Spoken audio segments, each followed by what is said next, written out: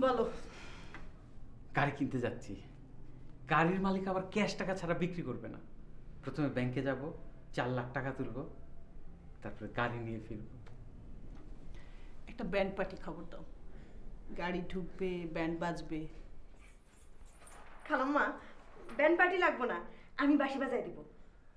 ও, আমি তো ভুলেই গিয়েছিলাম যে আমাদের পোষা বংশীবাদক আছে। সারাদিন গাড়ি নিয়ে ঘুরবো, রেস্টুরেন্টে খাওয়া দাওয়া করবো। খালুজান, আমি যাব না? অবশ্যই যাবে। ইস, কি যে মজা লাগতেছে। খালাম্মা, মজা লাগতেছে না? হ্যাঁ, মজা লাগছে। যাও, রান্নাটা শেষ করো। রেস্টুরেন্টে না হলে খাবো? রেস্টুরেন্টেই খাবো। যাচ্ছি। বিসমিল্লাহ। বিসমিল্লাহ।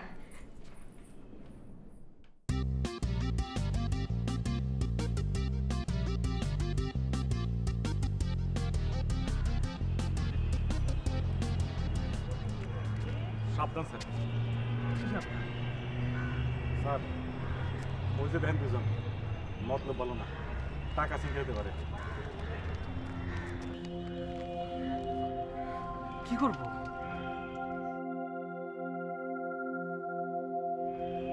সর্বনাশ স্যার, দুইজন না তো 3 জন। আমার টাকা!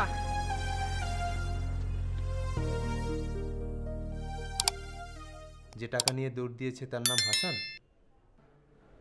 জি। তাকে চেনেন কিভাবে? সে ড্রাইভার হিসাবে আমার কাছে চাকরি নিয়েছে। আপনার গাড়ি চালাইতো?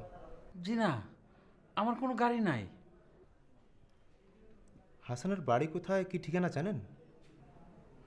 জি না, বাড়ি কোথায় বলেছিল, এখন মনে নাই। ঢাকা শহরে বাস করছেন, চারিদিকে ঠক বাটপার, কেয়ারফুল থাকবেন না? ওসি সাহেব, 1 গ্লাস পানি খাবো। এই, ওনাকে 1 গ্লাস পানি দাও তো।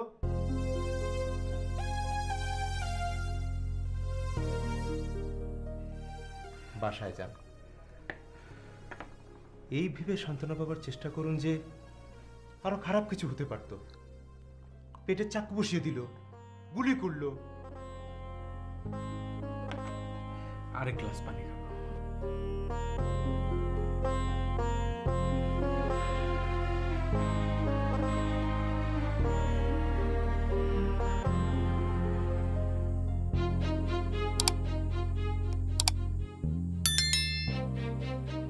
ভাই, আপনার এই গাড়িটা কেনার খুব শখ ছিল, কিনতে না পারলে নাই।